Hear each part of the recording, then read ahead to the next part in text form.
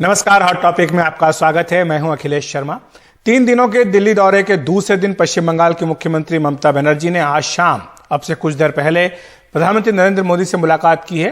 करीब आधे घंटे चली है यह मुलाकात। इसके बाद ममता बनर्जी ने कहा कि राजनीतिक विरोध तो अपनी जगह है, लेकिन मिलना जुलना जारी रहेगा। उन्होंने बताया कि पश्चिम बंगाल में अगले साल होने वाली बिजनेस समिट के लिए उन्होंने पीएम मोदी को निमंत्रण दिया है, जिसे उन्होंने स्वीकार भी कर लिया। हमारा जो बीजीबीएस होगा पूरे 21 अप्रैल में कलकत्ता में, और बीजीबीएस कॉन्फ्रेंस में हम प्राइम मिनिस्टर को इनवाइट किया है टू इनॉग्रेट द कॉन्फ्रेंस। इसी के लिए कि अभी इंडस्ट्री का हाल बहुत खराब है। दूसरी बात यह है, कोविड का सिचुएशन में इंडस्ट्री का हाल बहुत खराब है। तीसरी बात है, बहुत सारे देश आएगा कि नहीं आएगा सोचेंगे, लेकिन अगर स्टेट सेंट्रल मिलके इंडस्ट्री इज माई डेस्टिनेशन, अगर हर डिपार्टमेंट गवर्नमेंट ऑफ इंडिया का, स्टेट का एक साथ में मिलकर कॉन्फ्रेंस कर सकता है, हम खाली बंगाल में नहीं और सारे राज्यों को भी कर सकता है। मैंने तो बोल दिया ना, why you are asking me only one question? इस पर मुलाकात नहीं होगी कि हर टाइम मुलाकात होने का कोई बात है क्या? ये कोई मैंडेटरी है? ये कोई कॉन्स्टिट्यूशनल प्रोविजन है? मैंने बोला, मैंने टाइम नहीं मांगा। वो लोग बिजी है पंजाब इलेक्शन के लिए, let them be busy for their party work. देखो, आपको पर्सनली हम आई कैन नॉट सेटिस्फाई। आपको बताएं कि ममता बनर्जी ने ये जो पूछा गया था उनसे कि इस बार जो आई है सोनिया गांधी से, वो क्यों नहीं मिल रही, उसके जवाब में उन्होंने कहा था कि क्या संविधान में ऐसा प्रावधान है कि हर बार आकर दिल्ली जब भी आए तो वो सोनिया गांधी से मिलें। उन्होंने कहा कि वो पंजाब के चुनाव में व्यस्त है। हालांकि दूसरे दलों के और विचारधाराओं के नेताओं से ममता बनर्जी के मिलने का सिलसिला आज भी जारी रहा। हाल के दिनों में पीएम को और बीजेपी को अपने सवालों से घेरने वाले बीजेपी के ही राज्यसभा सांसद सुब्रमण्यम स्वामी ने उनसे मुलाकात की। मीडिया से बातचीत में उन्होंने कहा कि वो बंगाल के हालात पर बातचीत करने आए थे और उन्हें टीएमसी में शामिल होने की आवश्यकता नहीं है, क्योंकि वो पहले से ही उनके साथ है।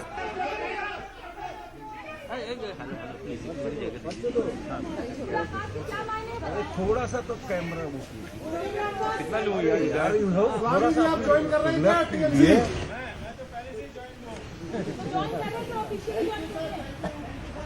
आवश्यक नहीं है। मुलाकात की बात सियासी साथ कॉन्स्टिट्यूशन।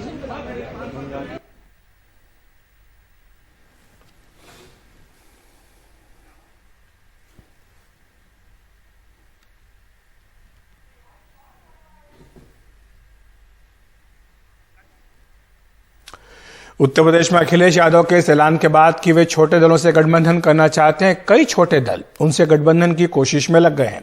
इसी सिलसिले में आम आदमी पार्टी के राज्यसभा सांसद संजय सिंह ने आज अखिलेश यादव से मुलाकात की और साथ ही केंद्रीय मंत्री अनुप्रिया पटेल की माताजी कृष्णा पटेल ने ऐलान किया कि उनकी पार्टी का सपा से गठबंधन आज हो गया है। सीटें बाद में तय होंगी। कुछ अन्य पार्टियों से भी समाजवादी पार्टी की बातचीत चल रही है। आम आदमी पार्टी अब यूपी में भी जमीन तलाश रही है। इसके लिए वो अयोध्या से लेकर अखिलेश तक पहुंच रहे हैं। इस बीच आम आदमी पार्टी के मनीष सिसोदिया और अरविंद केजरीवाल दोनों अयोध्या आ चुके हैं। आज जब केजरीवाल दिल्ली में श्रद्धालुओं को अयोध्या भेजने का ऐलान कर रहे थे, उसी वक्त आम आदमी पार्टी के सांसद संजय सिंह अखिलेश यादव से मिले। हालांकि आज कुछ ठोस बात तय नहीं हो पाई। संजय सिंह ने ट्वीट किया कि भाजपा के कुशासन से उत्तर प्रदेश को मुक्त कराने के लिए समाजवादी पार्टी के राष्ट्रीय अध्यक्ष अखिलेश यादव जी से सार्थक मुलाकात हुई और समान मुद्दों पे रणनीतिक चर्चा हुई। अखिलेश यादव जी का अत्यंत आभार। काफी सार्थक अच्छी चर्चा हुई उनके साथ। उत्तर प्रदेश को भारतीय जनता पार्टी के और आदित्यनाथ जी के कुशासन से मुक्त करने के लिए, भाजपा से मुक्त उत्तर प्रदेश कराना है, इनके कुशासन से मुक्त उत्तर प्रदेश को कराना है, इसके बारे में अखिलेश यादव जी से बातचीत हुई। उधर केंद्रीय मंत्री अनुप्रिया पटेल की मां कृष्णा पटेल ने आज ऐलान किया कि उनकी पार्टी अपना दल कमेरावादी का समाजवादी पार्टी से गठबंधन हो गया है। अपना दल कुर्मी जाति की पार्टी मानी जाती है। इसका गठन सोनेलाल पटेल ने 1995 में किया था। अनुप्रिया पटेल इससे 2012 में एमएलए और 2014 में बीजेपी से गठबंधन कर एमपी बनी। बाद में मां बेटी में विवाद के बाद अनुप्रिया पटेल अपना दल सोनेलाल का और मां कृष्णा पटेल अपना दल कमेरावादी का नेतृत्व करने लगी। हम लोग समान विचारधारा के लोगों से गठबंधन कर रहे हैं। बहुत जल्दी हम लोग संयुक्त मंच पे आप लोग को दिखाई देंगे। सीटों को लेकर हमारी कोई बहुत बड़ी प्राथमिकता नहीं थी, प्राथमिकता सिर्फ हम लोग के साथ चलने की थी। वो आज गठबंधन हम लोग का हो गया है और हम लोग साथ चलेंगे। अखिलेश यादव ने भी कृष्णा पटेल से मुलाकात का फोटो ट्वीट किया, लेकिन उन्होंने अपने ट्वीट में साफ तौर पे गठबंधन का जिक्र ना कर लिखा कि श्रीमती कृष्णा पटेल जी के साथ जातीय जनगणना के महत्वपूर्ण और निर्णायक विषय पर सहमति के साथ निरंतर रहेगा समता और समानता का आंदोलन। अखिलेश यादव ने बहुत पहले ऐलान किया था कि वो छोटे दलों से गठबंधन करेंगे।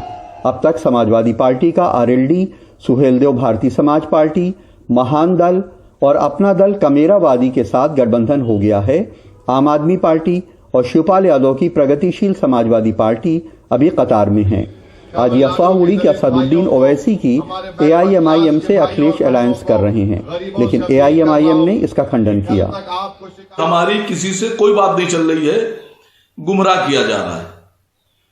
लेकिन एक बात साफ कर दूं कि अगर अखिलेश जी हमसे गठबंधन चाहते हैं तो हम तैयार हैं, हमसे बात करें। हम लखनऊ में हैं, अवेलेबल हैं। छोटे छोटे दलों के भी अपने प्रभाव क्षेत्र होते हैं, उनके साथ आने से फायदा होता है। और चुनाव तो एक परसेप्शन की लड़ाई है।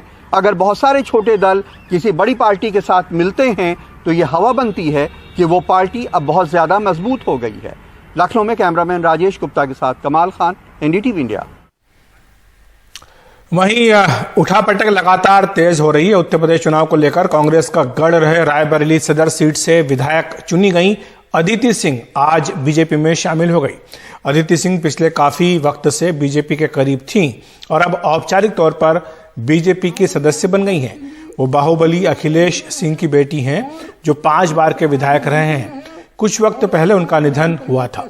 अदिति सिंह के अलावा बीएसपी विधायक वंदना सिंह ने भी आज बीजेपी के सदस्यता ग्रहण कर ली। भारतीय जनता पार्टी को आज शामिल हो रही है।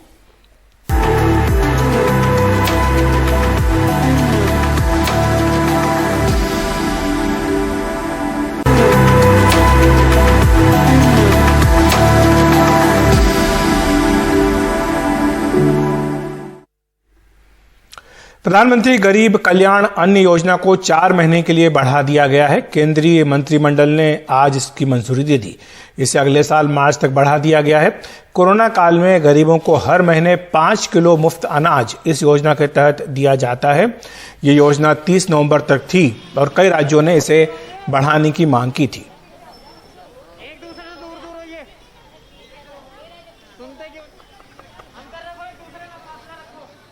कोविड-19 महामारी के चलते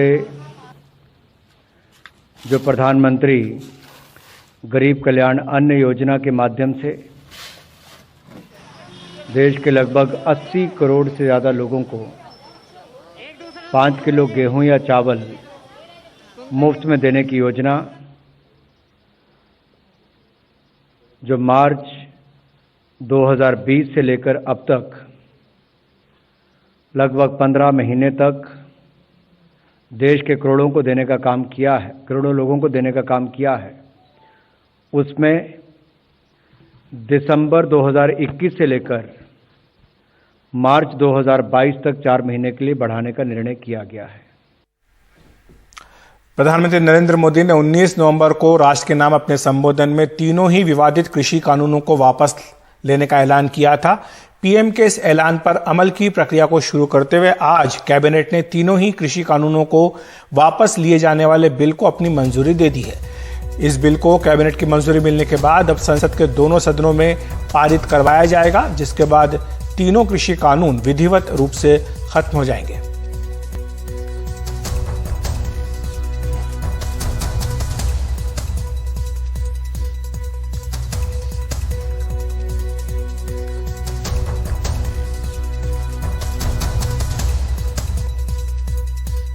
आज जब कैबिनेट की बैठक हुई तो उसमें इन सभी औपचारिकताओं को पूरा करके कैबिनेट ने तीनों बिल वापस लेने का जो औपचारिकता है उसको पूरा किया है।